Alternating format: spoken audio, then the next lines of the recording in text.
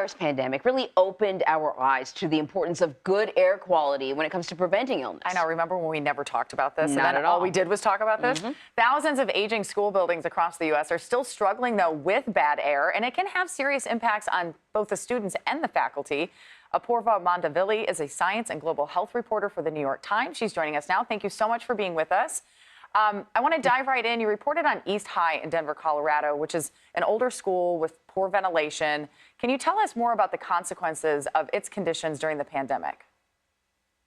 As you mentioned, I wrote about East High, but I want to mention also that East High is really representative of a lot of schools. I don't want to pick on this particular school, but like many other schools in the country, East High had a tough time during the pandemic. They had one outbreak that started in November 2021. That more than 500 students got sick during that outbreak, and 65 staff members, and one of those staff members died. So it really illustrated, I think, how important ventilation was to this building. This building is very old. East High is one of the oldest schools in Denver, and they don't have a modern ventilation system. They've relied on open windows for a good part of it, but a lot of their windows are closed for some interesting reasons. You know, I talked about this music room in this school, and the windows in that room were closed because some of the high school students were climbing up to the roof. East High's also had some issues with school violence. They've had 3 school shootings this year, or last school year. And that's also something that a lot of schools worry about, school safety. And so for a lot of reasons, they are just not able to really provide good, clean air in a lot of their classrooms. I know the coronavirus really put a spotlight on this, but it made me wonder, what have students been breathing in all this time? And what are the other kind of health implications of just having bad air in schools? Yeah, you said we've never really talked about this, and it's interesting, right? Because it's something we breathe in every single day, and we worry about things like clean food and clean drugs and clean water, but clean air is just not something we've thought about. And actually, there are dozens of studies showing that clean air is so important. If the air quality is bad, it affects students' performance on tests, it affects their memory, it affects their ability to learn, it affects their focus, and it also affects their health. There's a lot of illness and absenteeism because of those illnesses.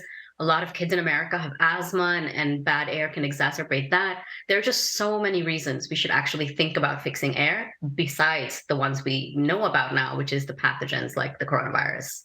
So from your reporting, what does the average American school's ventilation look like? I think a lot of us probably just don't know. No, but I know there's some old schools out there. Absolutely. And then I'm wondering, are newer schools being built with high quality ventilation systems, or is that not a thing?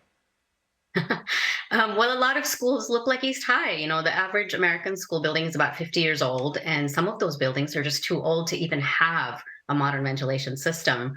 The Denver School District has actually been updating some of the ventilation systems, but because the buildings are so old, they've actually had to come up with some cooling systems to keep the air cool that work with those kinds of old buildings. So really, for some buildings, having a modern HVAC system, a heating, ventilation, air conditioning system, isn't even going to be an option.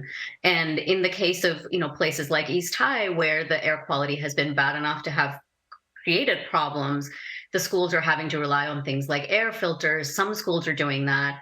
The CDC actually said that about 1 in 3 schools since the pandemic has actually started to think about things like air quality, but that's just still a drop in the bucket. There are a lot of schools that haven't really thought about this issue closely enough.